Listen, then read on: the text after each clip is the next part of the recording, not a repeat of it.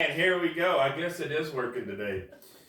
Oh man. Well, we want to welcome everybody to Raw and Real with TJ and Jen again. These have been fun. I've enjoyed these a lot. Um, the video and the podcast and everything. I don't know why the lives were just different to me. I don't know. Like I don't know. It's basically the same thing, but it's not. no, because I feel different too. I feel censored more. Yes. On social media because everybody is on their high horse anymore. If you say something wrong and do something wrong, and they're jumping in the middle of you, and I don't know. Or if you don't address a topic that's popular, you get ridiculed for that too, because if you don't address it, apparently you back them and support them. Right. So there's that part of it. Just kind of feel like danged if you do and danged if you don't, really. Yeah, absolutely. We were visiting with our YouTube channel. That's where we were. I thought I clicked the power button, but it didn't. It didn't start recording. So welcome to a Raw and Real with TJ and Jen, and we were just briefly discussing the difference between like lives and these podcasts and YouTube's being more fun and relaxed and stuff. Yeah. So sorry that y'all got cut out on the first part of that. I looked down and I'm like, hey, my phone's not recording. Well, so I wonder, but I don't have anything to do with this. So no. I was like, what do I know? No, you're good. I think that's kind of what we were going to get into today was conflict. Yeah, it really was. There's a lot of conflict going on around our world, and like we've been called out on some things. Like, are you going to address something? Are you not going to address something? My take on that, folks, is you're not here for news. No. You can find the news on any news channel, any TV station. You can go to Facebook. You can go to Instagram. You can go to YouTube. You can go anywhere you want to and find the news that you want to find. You can Google it. You can look it up. I just don't think that's what we're here for. I don't feel like that's what we're called to do, was be a news reporter. So no, I'm not going to address the news. I'm not going to address the issues with people. If you know us well at all, I think you know that we don't tolerate BS. No. I'm not going to tolerate you being mean to somebody. I'm not going to tolerate racism. I'm not going to tolerate hate. There's just certain things that we're not going to tolerate, and we deal with that as we have to. So me addressing big world issues, what does it matter? Well, I've been visiting with some guys off and on, and I don't really guess. I mean, I'm not blind. I know that racism still exists. I mean, I'm not, it's everywhere. But I don't think a lot about it.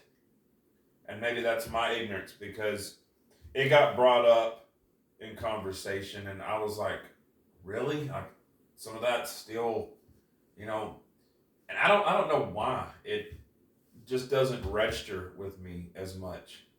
I guess because I don't believe in it, so I don't think about it.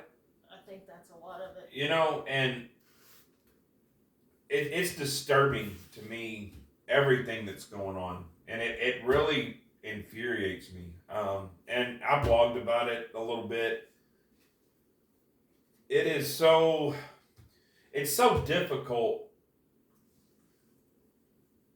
to discuss a lot of things. And that is the main reason why I wanted to be on a blog or on YouTube, because I don't feel like they're as censored. They're not as regulated. It's like some of the things that go on social media is policed by the people that are running the apps, and you can't say what you really want to because they may not post it or they may take it down. Like that's happened a ton of times, even when we were traveling back in 16, 17.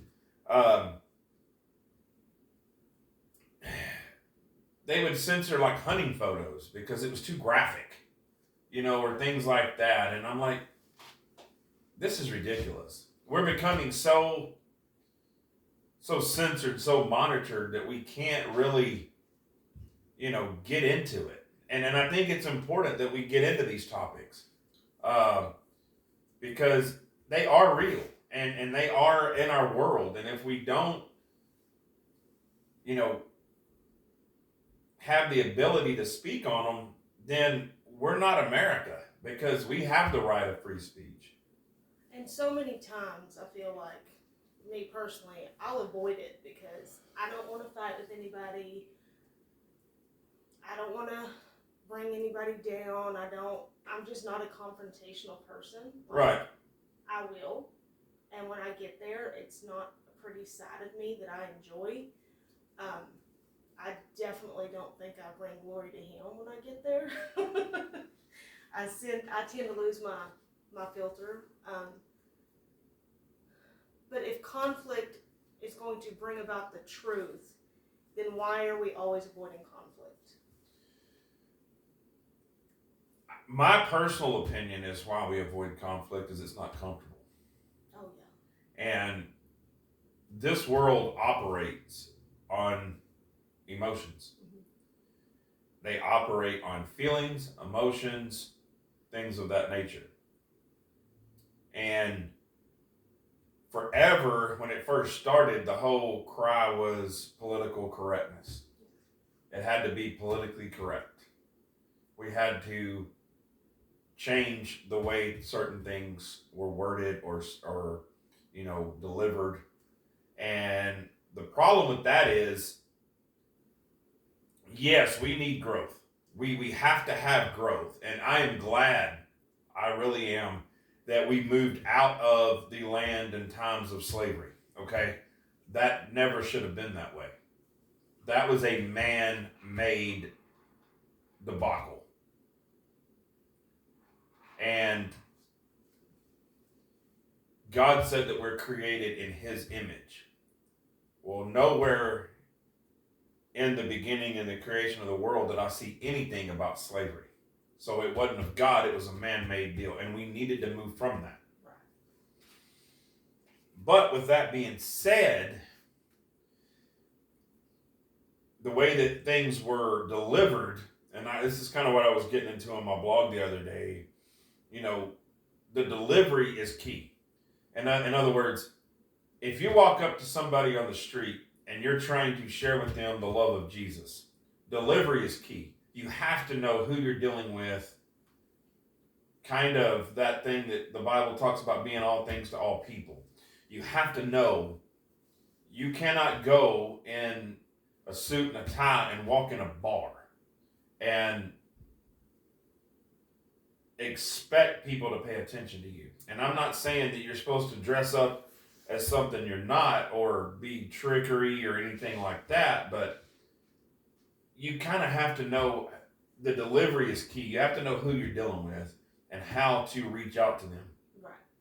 And so, yeah, if God says go in that bar, there's a man wearing this, go share my word with him. Definitely do it. I'm not saying that, but just on an even keel basis, like you have to know. And so when we, get to protesting and rioting and things that are, not godly, their flesh, it turns a lot of people off and it shuts a lot of people down. And so we don't want to offend anybody. We don't want to bother anybody. So we have to be politically correct. And to me, that the problem lies in the fact that it becomes lopsided. We don't get the true message across that we're trying to get to. There's ways to go about it. Yeah. And it leads to conflict, and we don't like that, so we stay away from it. Yeah, absolutely. Even like taking, worldly things out of it. When you're in a conflict with your spouse or with your kids, like I'm the one and I've gotten I've changed, I think. I used to want to be right and want to, you know, I would soul up and get mad. Right. Now I'm like, okay, we have a problem. Let's face it. Like, let's fix it. Let's figure it out. And through that conflict, like, comes truth and grace and healing. I don't feel like people get their healing when they avoid the conflict at hand. I feel like they brush it under the rug and they don't get the healing that they need. And you're not going to get an apology from those people that have done you wrong. So, like, just throw that out the window. Like, people that have screwed you over in the past are probably not going to come up and be like, you know what, I'm real sorry. Yeah. That was wrong. It's not going to happen because they don't think they did it wrong. But I don't think without the conflict, you get the healing. When you brush it under the rug for so long, you don't get that healing that you deserve, that you need. No, I mean, it's kind of like a scab. I mean, it's a painful process, but it has a purpose. Right. You know, and we have to go through the uncomfortable to get to the areas that we want to get to. You know, God's all about that because there's stories in the Old Testament and the New of the process, you know, and it's important to me that we understand the process because then it makes dealing with it a lot better. Yes. You know, because if we understand what we're going through, it's easier, even on a fleshly principle, to get through. We don't like walking into things that we don't like. Right. It's just not our nature. It's not the way the human body is set up, you know. But when we become born again and we dig in and we gain that knowledge, we understand the process a little better. That's what the Bible talks about. I think it's in Ephesians where Paul's talking about the mysteries of God and understanding those mysteries and them coming to light.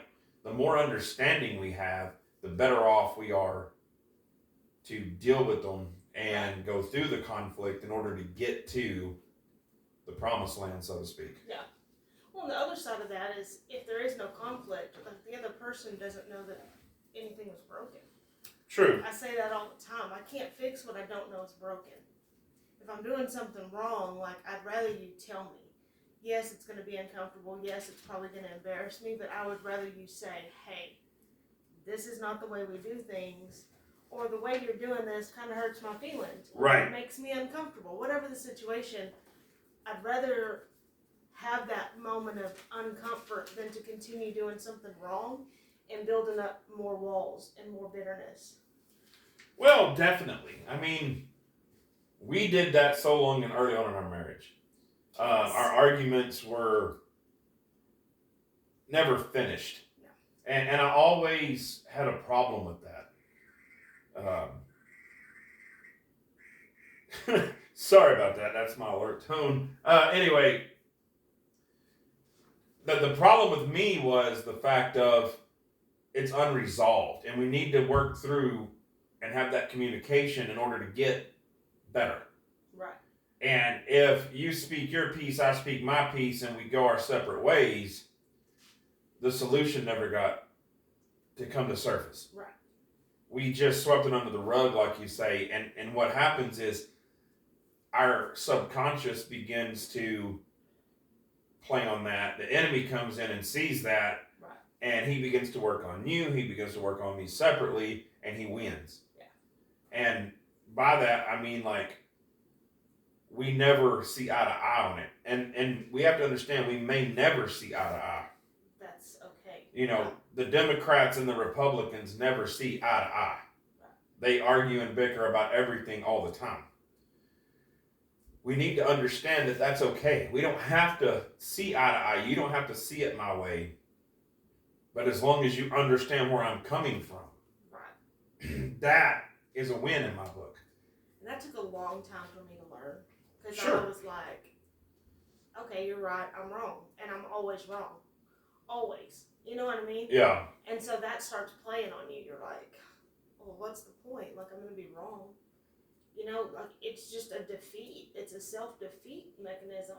Right. So you're just like, okay.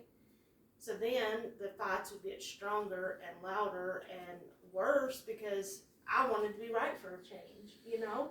Yeah. And so you never feel like you're right. It's like, okay, well, I'm an idiot. And so that starts playing on you and it starts messing with your mind. And then, I don't know, you finally realize, like, you're not wrong. You just don't see eye to eye on something. And we go through that all the time in parenting, in jobs, in, you know, marriage. I mean, all the time we go through things that we don't agree on. And that's okay. Why have we made it where it's not okay? It's a good point. It really is. I mean, part of it to me is you take marriage, for example. We are born with the mine mentality. Little kids are like, that's mine. I don't want to share. And when we understand that it's okay to share, a whole new door gets opened. A whole new way of thinking becomes relevant because, you know, I don't have to like sharing with you, but it's the act of sharing that we both can be in the same space and still have different viewpoints. Right. And that has to be okay. Yeah. And it takes a lot of work. And if neither side's willing to work on that, then you can never get to a better place of, you know, we don't see eye to eye, but we can both dwell in the same area and have peace and have joy and have, you know, a better time, so to speak. Right. Right. I think it just comes with maturity. Yeah, it does. There comes a time when you have to grow up and you have to accept the fact that I can't be like this all the time. Right. I can't always be right. I can't always disagree with everybody because then you look around and nobody's around you anymore to disagree. It's the same principle that I've tried to tell our youngest, and a lot changed when he was diagnosed with type 1 diabetes, and I don't know what it is. Me and him butt heads and struggle a lot with, you know, the way we see things. There's a lot of conflict there because I think as a kid, he's trying to take all this in. He's trying to take in the fact that life for him has changed. He's trying to, you know, deal with anxiety and different things like that we've had issues with. And I understand where he's coming from as a parent. You know, you feel that pain and that struggle that he's dealing with. On the same hand, I still have to be a teacher and teach him that that's not okay to take with him out into this world. And so we struggle a lot with getting him to understand that it always can't be his way. You know, that's his main deal. Like even with friends, and I tell him all the time, son, you have to let them have their say every now and then. And, you know, they all can't do what you want, when you want, how you want it done all the time. Life doesn't work that way. Right. And so there's a constant conflict there. And it's really a good lesson to really get into. It ties in well with this, I think, because we do it as adults out there. And that's the main reason there's so much conflict going on in our own country, because everybody wants to be equal. Everybody wants to be on top. Right. Or accepted or whatever. But the way that they're going about trying to be accepted, to me, is just shoving more of a wedge into the whole equality of America. Right. Because it's not that their voice isn't relevant. They just want to have the only voice. And so conflict is coming in and bringing division. And we cannot have that division because there won't be any America left. Oh, for sure. Absolutely. So, absolutely. I mean, it's such a minute wedge, really.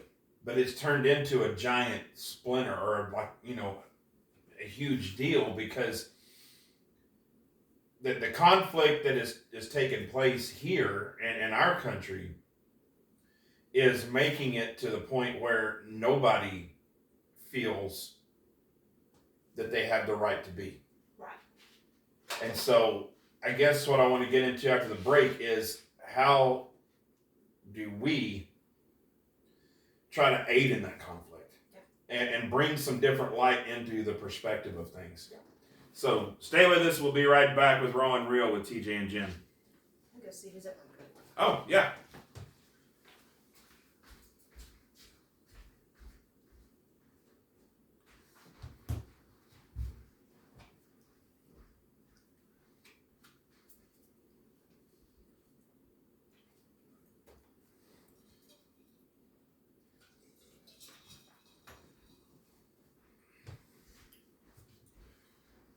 Sorry about the interruption, people. We'll be right back with you. I guess the door wasn't shut. It was just. Oh, okay.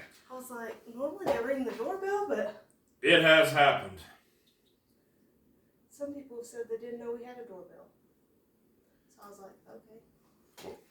Well, I guess it's one of those things that's kind of forgotten about, I guess, I mean. Oh, yeah. Well, I didn't know if it was like a kid. I don't know. I just kept hearing it. I was like, okay, they've been there a while. Yeah. And we are back with Raw and Real with TJ and Jen, and we're discussing the topic of conflict. And the part that bothers me the most is, with our society the way it is right now, conflict is getting stronger. Yeah. It's getting worse. And I guess, in my opinion, it's bringing in more violence. And we can have conflict without violence.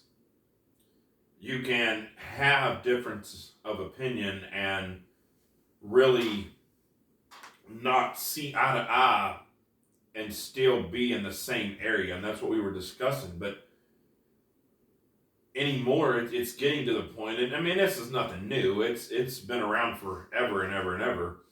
But it's like, if somebody doesn't like what the other one says, the resolution is just to put out a gun and shoot them, or stab them, or beat them down. And there's a good thing about conflict. There is something good about conflict, because it's no different to me than trying to share the love of Christ with somebody, and hopefully the end result being you lead them to Jesus. Okay, there's a conflict there. They don't believe, you believe. There's a conflict. But we can discuss this conflict. We can work through this conflict, and at least hear my side of the story, and then make the decision for yourself. Right. But not everybody wants to do that. No, I don't think I don't think people are mature enough to handle it. Right. Even in day-to-day business. Let's take Walmart. If you work at Walmart and something happens, there's a conflict, are those people that are working there mature enough to be like, hey, this isn't how it's supposed to go down? We found out in the past few months that's not the case. That's not how they act. That's not how they act. Right. They are not professional. They're not mature enough to handle the systems that they put in place. Right. They've created their own conflict. They're not mature enough to handle the problems that come with that. So then you're faced with more conflict and more conflict. It never gets resolved because you're not mature enough to say, okay, time out. Y'all are right. We're wrong. We missed the boat. Whatever. Right. And I think you have to be willing to say, okay, I missed it. I missed the boat this time. I apologize. I'm sorry. Whatever. And change your ways and move on. I don't think people want to admit that they're wrong. No, it's never fun admitting you're wrong. at all. You know, it's not something that we want to do. We want to be right. But, you know, the way I've tried to help, like our youngest, understand something, he tends to see things black and white. And he doesn't really understand yet that there are gray areas and that gray is okay. Right. Because, example being, if he gets in trouble, it really hits him in a major way that it shouldn't, and it leads to a bigger conflict. Right. Instead of just accepting the fact that he made a mistake, he was corrected on that mistake. Right. Say it was a spanking. It's something he'd been warned about before. He went ahead and did it anyway, repetitively, and that was my next step to get my point across. Right. Was a spanking. It ruins his whole day. Instead of, yeah, and it like it really hits him hard, and he's like dragging this out, and I'm like, look, there was a mistake. We made the right acts towards correcting that mistake. Now let's move on. Yeah. And with him, it's not. And I think we, as adults, carry that same concept into the world, you know, because it's like we have to understand knowledge comes from correction. Yes. Yeah. And I think it was, I could be wrong, but I think it was Mike Lee. They were interviewing him one time after this ride or something. He's a professional, or was a professional bull rider for a long time. And he made the comment, it's just as important to know what you're doing right as it is what you're doing wrong. And I found a lot of wisdom in that, because we have to know both sides. Yes. You know, we have to know, or at least understand both sides. Yes. And it's crucial in order to help rebuild this democracy of ours and this life that we're, you know, raising our kids to reproduce and our grandkids are going to be coming into. It's important that if every household would begin to teach their kids that going through conflict can be a positive thing. Yes. That we can't always avoid conflict. There are times that it is crucial to avoid it. Yes. Because if you know straight away that it's going to lead to a major outbreak altercation like a riot or a fight or a shooting, and you could have avoided that, avoid that part. No doubt. There'll be another fight for another day, so to speak. Right. But if we can get through it in a peaceful manner and go through the conflict and come out better people on the other side, then we need to go through that pain and that struggle of going through that conflict in order to reach the greater good. Yeah. And you have to know your resolution. Yeah. If you don't know what your resolution is, what's the point in even having a conflict? Like, I worked at a job before where it was every day, we're doing it wrong, you're missing it, you're doing it wrong. But they never offered a resolution for that. They Right. never offered a better way or the right way. It was just, this is wrong. And you can't fix that. Yeah, I know it's wrong, but every other way I'm trying is wrong too. Like, Yeah. What is your resolution? If you're going to come to somebody with a conflict, you need to have a resolution. Whether it be, hey, you are doing it wrong, this is not it, I don't think you need to work here anymore. That's still a resolution. Not always a good one, but it's not it's still a resolution to the problem. You have to have something you're conflicting for. Right. You have to have an end result that you're trying to get to. No, and that's a great point to have, because I don't think it's used as much as it should be. You know, too many times, if one of our kids ever got in trouble and they don't know, you know, why it's wrong, what good did it do? Yeah. And that's something I've always tried to work on, is at least if they're getting correction, I know that I did my best to tell them why it's wrong, Right. and that there's a better way to do it. So hopefully they'll learn from that. Right.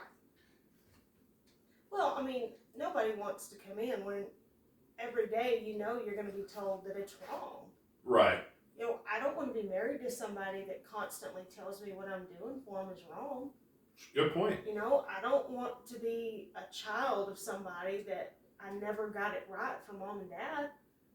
And I know that there's a lot of that out there, you know, but nobody wants to go somewhere where they're constantly wrong. Yeah. There's no end in sight. No matter what you do, no matter how hard you try, no matter how hard you push, it's still going to be wrong at the end of the day. And a lot of times, you know, our youngest has brought that point up and verbalized that. And so it's something that me and you both have really tried to work on. It's not necessarily that we're wrong, but maybe we're not delivering it in a way that they are understanding it. Right. So that makes me wrong. Because I'm failing at my job as a parent if they're not getting the knowledge from that. Right. And so that's something I'm trying to work on. My point of that before the break, what I was wanting to get into, is I think that's the problem with our country.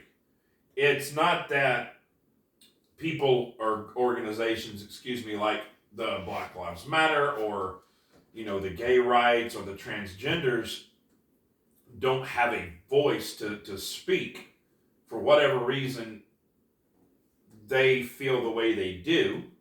It's not that the way they feel is wrong, but it's the other side is not presenting their point of view in a way that people can learn from it. And so how do we alter our delivery in that to where some positive resolution is obtained? The end goal for me, if I was to walk up to a transgender or, you know, even somebody that is behind the whole Black Lives Matter organization, they have had something in their life that made them believe the way that they do or see things the way that they do.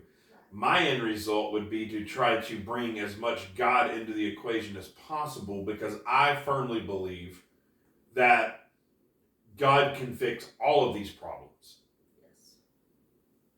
And so if I'm standing up there shouting and bashing them and telling them that they're wrong, God is not in that. God is not in any part of that. That is just a personal view being spoken. Yes. And they're going to get more defensive and they're going to come back, and it's a back and forth that leads to violence. However, there is a more of a godly approach to it that would bring a more positive outcome through the conflict.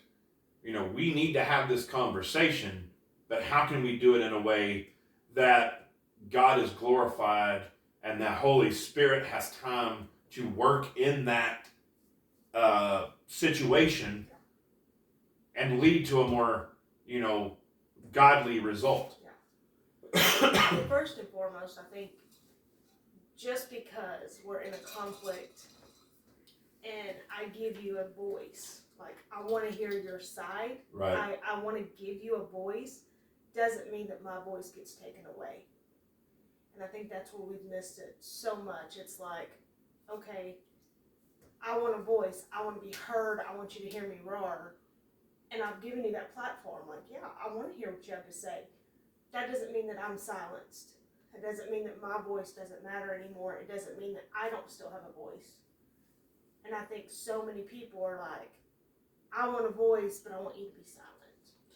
Well, I think that comes from probably years of being handled incorrectly. You know, for so long, I know growing up, I was pretty much made to believe that homosexuality was wrong. It was morally wrong, so we don't do it. As a child, you take that into the world, and the minute you see a homosexual, excuse me, they are, you know, labeled deviant or however you want to word it. And so they have later on become so defensive that that's kind of a, you know, a human defense mechanism is to to try to overpower or silence the enemy. Yeah. And I think that's what's led to that. Instead of, people sitting down in a more open table discussion where everybody has a voice and they worked on trying to find a resolution. There is not a right and wrong, it's a left or right. It's, I love you right where you are. You've been through some things. You're still going through some things. I'm still here for you. I don't have to agree with you. I don't have to like the way you live. I don't have to Agree but with I'm it. still here for you. I'm Right. still here to be a voice for you. I'm still here to be a sounding board. I'm still accepting you in my heart, just exactly how you are. There's no judgment here. And I know that they get that everywhere. And there's no judgment here. I don't have to agree with it. I don't have to understand it. You may not understand why I'm married to a man, and that's okay. Yeah. Like, just being that sounding board, just that ear for somebody just to spew, and I'm hurting. I mean, there's people, they're hurting. Yeah.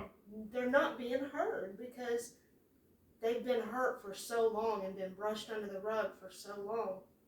And all these old wounds are resurfacing.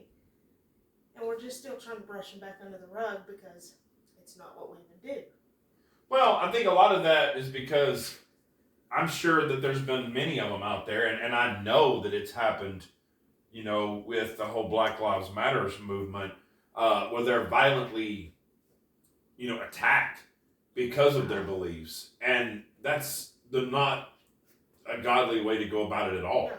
Yeah. And that was the whole thing throughout the whole, KKK movement, was the violence that would come out of that. And that side was very wrong, because no different than Hitler was trying to wipe out the Jews.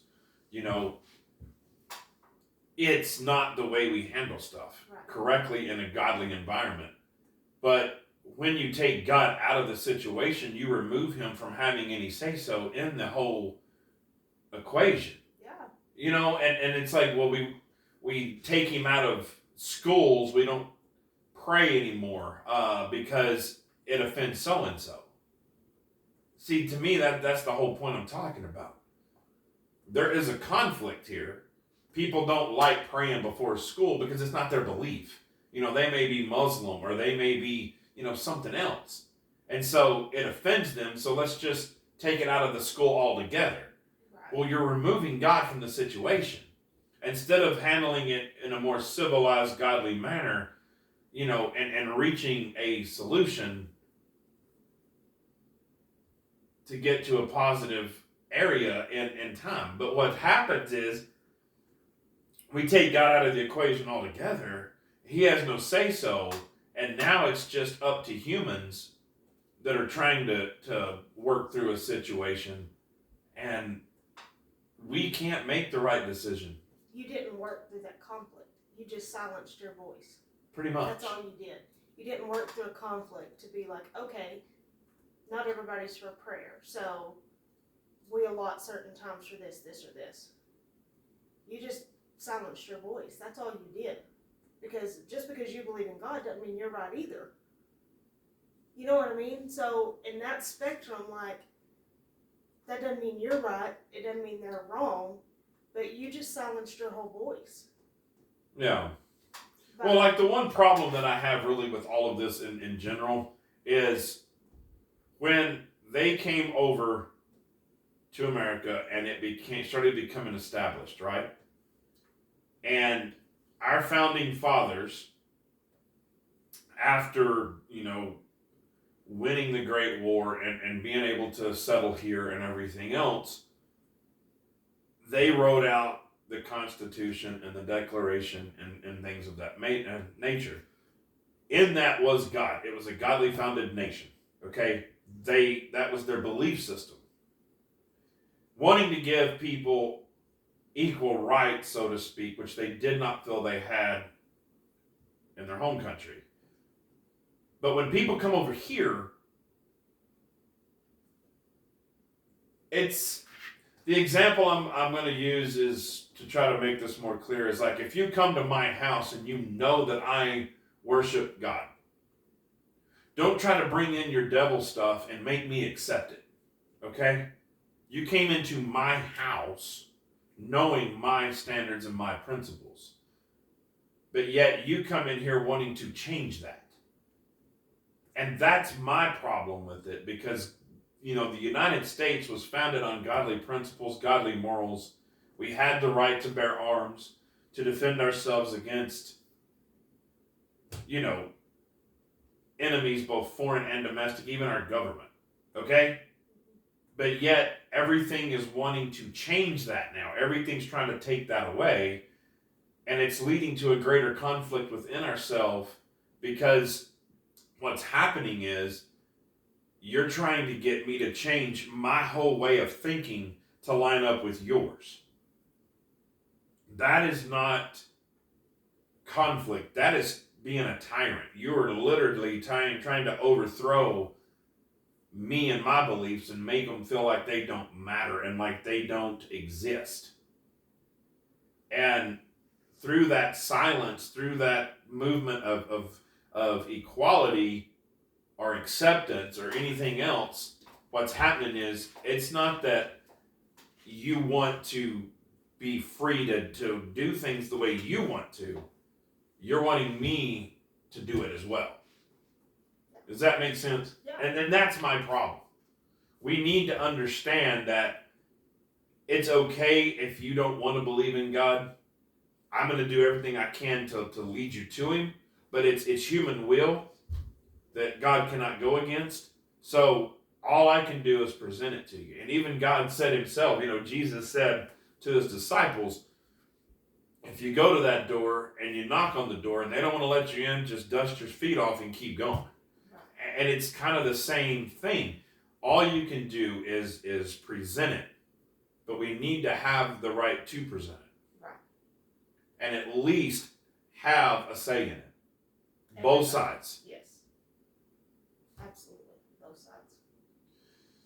We're going to take our last break, and when we come back, we're going to get into another important topic on this issue of conflict, the positive side of it. So stay tuned, and we'll be right back with Raw and Real with TJ and Jen.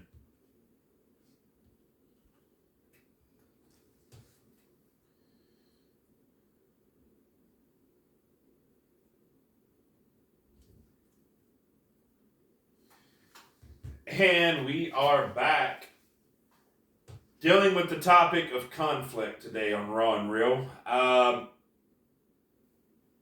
We talked about at the beginning, though, that there is a positive side. You know, there is a positive outcome. We've discussed quite a bit our viewpoints and our stand on, you know, how to fix things, or how we would go about trying to fix things. And we've talked about how, you know, to deal with conflict in a more positive manner. But let's talk about the positive side of conflict, that, you know, sometimes going through these struggles may not be comfortable, but there is a better outcome. You know, and it is I can't even talk today. It is in Ephesians. And, you know, Paul is talking about he's starting to get into, you know, the good things, the positive things that come from following God the way that they discussed. And, you know, he talks about in verse 7 in chapter 1 of Ephesians, it says, in Him we have redemption through His blood, the forgiveness of sins, according to the riches of His grace, which He made abound toward us in all wisdom and prudence. Verse 9, it says, having made known to us the mysteries of His will, according to His good pleasure, which He purposed in Himself. Wow. Yeah, Paul could write. I mean, if nothing else, he was an author. I mean, the dude has a way of putting things down. But I was thinking it was in that chapter, but I had to go back and find it. But I mean, the mystery, you know, the mystery of His will. And I think that's something that we struggle with in the topic of conflict, because a lot of times we don't want to go through the conflict in order to get to the promised land. You know, when Moses led the Israelis out of Egypt from slavery. We find them in the wilderness, and they were griping and complaining, and they were they weren't, even after being rescued from a horrible situation, even after all the miracles that they had seen in front of them, Right. still dealing with the understanding that God was trying to get them to a better place, to the land of milk and honey, according to the Bible. You know what I mean? Right. So, how do we work through the mystery, or excuse me, how do we work through the uncomfortable part of conflict and strive to reveal the mystery that God has for us? Know that there's something better waiting if we'll just get through this uncomfortable situation. I hate to say it, but I think that just comes with trial and error. I think you go through it, and then you're tired of being in your own wilderness, so to speak, and you're like, all right. And then something does happen, something good, you finally see it, and you're like, okay, well, if he's done it once, he'll do it again. Right? I think that's a lot of it. I think just growing up, maturing, making the decision that I'm not going to be like this anymore. I think that's a lot of it. Like, realizing that you have faults and you have not done it right and your way's not the right way. I think that's a lot of it. I think that's why people don't grow. I think that's why they don't mature, because they don't want to accept that they aren't doing it right, that their way's not the right way, and that's okay. It does stink. It does feel really crappy to realize like you weren't right all this time, but part of that's just maturity. Like, you have to grow up. I mean, for me, it was kind of a point of, I was sick and tired of the formula. I was tired of the milk. I wanted the steak. I wanted the meat. There became a time in my life where, I had done literally everything that I knew I possibly could to try to reach where I wanted to reach. But inevitably, even after I would have small accomplishments and achievements were made, I still felt empty. Yes. I still felt incomplete. There was something in me longing, still missing, and that was a huge turning point for me. I was ready to feel more whole. I was ready to feel more fulfilled. Yeah. And we both kind of reached that point pretty close at the same time this last go around with the next level in our life. Yeah. I'm not saying it's not kind of done in steps, or that's the way it was for us. I mean, there would be a little here, a little there, and we would reach it and then get comfortable and stagnant, and we're like, oh, we're good now. We're good to go. Take a few steps back. And instead of understanding that there's still more. Right. There's still more. There's that mystery that Paul's talking about. There's more out there.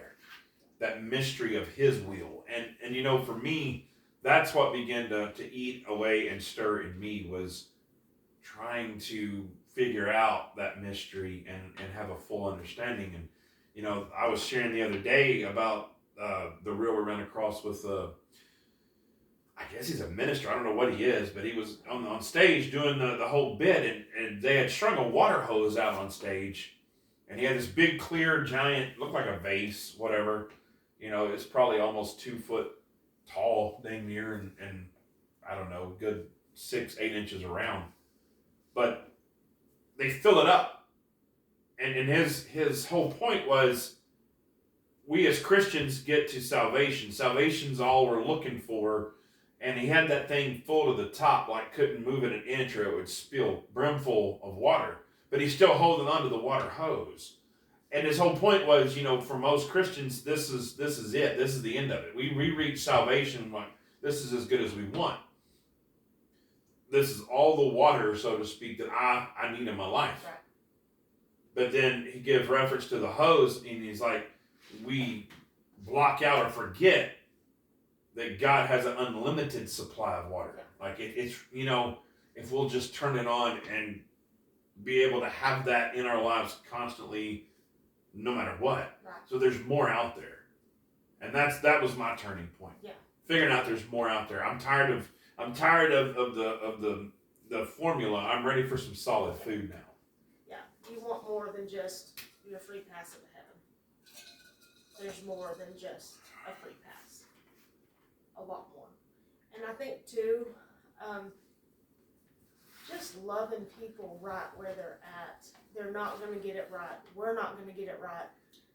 Nobody's going to get it right the first time, the second time, maybe sometimes the 15th time. Right. So just loving those people right where they are. Even if sometimes you have to love them from a distance and be like, I love you, but you're not changing. You're not doing anything the same way or changing your ways. But I still love you. And I'm always here for you. If you need me, I'm here. But if you're not going to change, then I just don't need to be around you right now, because you can't exert all your efforts for somebody that's not ready to make that change. And That's like a I big was thing, reading this morning in my morning studies, and it was a great point. But it was the fact of the matter of, go ahead and share the love no matter what. Share that good news, that gospel, because sometimes all you're there to do is to plant that seed. It's up to somebody else to water it. That's right. But we have to understand, and it's crucial that we get it, that there is a positive side to conflict. There is something better if we'll just push through the uncomfortable. Because, even James, first and foremost, he writes, he says, my brethren, verse 2 out of chapter 1, he says, my brethren, count it all joy when you fall into various trials, knowing that the testing of your faith produces patience, but let patience have its perfect work, that you may be perfect and complete, lacking nothing.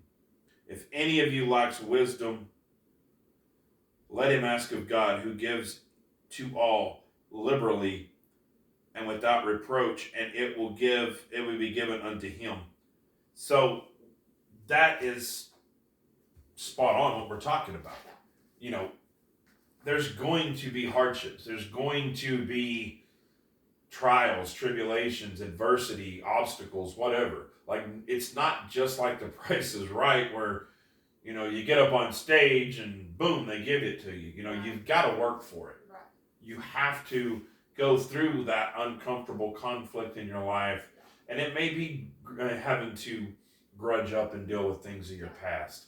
And get them out on the table and work through them. It could be numerous other things. Yeah. I think the most important thing to take away too is that truth is always going to prevail on the other side of that conflict. Once you go through the conflict and you deal with it, truth is always going to prevail. Yeah. It may be a good truth. It may be that you were right and you're doing it right and you got it. And it may be that job just wasn't for you and you needed to move on. Or, it may be that your kid taught you something in the middle of disciplining them. But truth will always prevail on the other side of conflict. So if it takes a little bit of conflict to get to the truth, trudge through the conflict. Well, one of my biggest deals here recently was something you wanted to get out on the table, was our testimony. And it was not something I was looking forward to. It was not a comfortable topic. I had worked 20 plus years on shoving that down, sweeping it under the rug and moving on with life and just trying to get past it. But, you were persistent in wanting to pursue it, that it would open up so many more doors and get the enemy off of our throat, so to speak, because, for so long, it hindered our walk. It hindered our progress. And so it was not comfortable to sit down and do those videos by any means. And it's absolutely nothing that I am proud of as far as what happened in life, but I am proud that I listened to you and that we did those, because what it did was, working through all that, it not only helped me get past a lot of stuff that I'd been dealing with that was keeping me oppressed and suppressed, but it also, got it out there for the world to see. So there was nothing that the enemy could ever hold over my head. I wasn't hiding anything in all those years. I was literally just trying to get my life back together. I was just literally trying to raise my family and do the best father and husband that I could be. Yeah. And so it was not comfortable. But on the other side of that, now when I walk around this world, my head's held high because I don't have anything in disclosure. It's all on the table. Yeah. You may not like me. You may not want to be around me. But I don't have anything to hide from. Right. This is what I went through. And just like I've shared in my testimony, I am only doing this to glorify Him. Right. To talk about the favor, the grace, the mercy that I was shown throughout this whole ordeal. And, the plus side to that for me is, if you don't like me, if you don't understand my viewpoint, that's okay. Absolutely. I know where my motive lies. I know where my, prerogatives are. And that's all that matters, right. Because God is going to take that to a whole new level. He's going to take it to a whole new area. And it's a place that I was never going to get to being quiet and silent. Right. So, yeah. I don't know, when you started saying that, it's the one thing that came up in my head. So. Well, the word's so specific on the truth always wins. It'll always be brought to light. Right. So just go through the conflict to get to the truth. It's going to prevail either way. So it can either prevail now and you can deal with it, or you can push it under the rug, and then 900 other things are going to happen. And then when that rug's exposed, you're going to have to deal with it then. So that was you always deal my... with it now or you deal with it later, but you're going to have to deal with it. That was always my issue early on in marriage. It was like, you didn't want to talk about it, or you just wanted to shove it down and go on or whatever. And my whole thing was, it's going to come back up. It may be 2 months later in an argument, but it's going to come back up. Yes. So it's better just to get it out. Yeah. Let's expose it. Let's attend to it, and then we can truly move on. Yeah.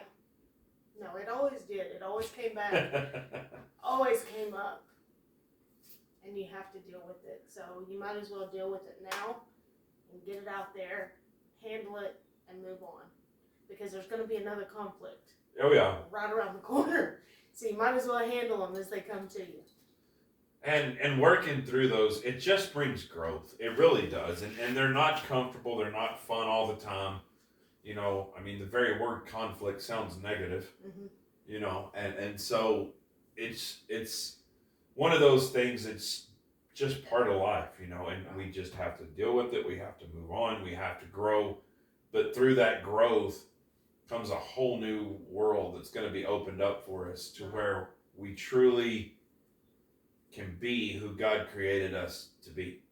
And that's the importance, because if we don't go through them, we're not put to the fire, and in return, we're not made pure. Right. And that's the whole thing. 100%. You think about it like a clay sculpture or a vase or whatever, just like the Bible talks about with the potters, you know what I mean, in the clay. Like if we're not put into that kiln, we can't be complete. We're not, even James was talking about, just be patient in that, get through it, because you will be perfect, wanting nothing, lacking nothing. Every need you have will be met. Everything that you're supposed to be will be. Right. So it's important that we push through and become everything that we are designed and created to be. Not only are we going to have to answer for it on Judgment Day, but we'll have a more productive life in the meantime. Right. And that's the whole point of this topic to me, was helping anybody that's listening, the opportunity to be everything that God created them to be. Right. And so if my mishaps and shortcomings can do that, then that's a win in my book. Absolutely. So, well, it's been an interesting topic. Yeah. And it's one that I'm glad we had, because I know I wished I'd have had somebody when I was more of a baby type Christian that was able to explain that better to me, Yeah. you know, and maybe I wouldn't have been so resilient to push back and may have totally bypassed some of the shortcomings that I fell into. Wouldn't have taken us 20 years to figure out how to fight. Maybe so. Maybe so. Well, as always, guys, it's been fun, and we enjoy doing these so much, and can't thank you all again enough for, you know, spreading the word for us. The amount of plays that we've been getting are just overwhelming, and I think deep down you hope it'll be well needed and well received, but man, it never ceases to amaze what God does and everything, and we're so grateful. Right. We really are. We're so grateful that all of you are tuning in and listening to these or watching these on YouTube. And we're not really big in the theatrics and the professionalism. I mean, we're trying to get there, but, you know, in time, I guess. I don't know. Hey.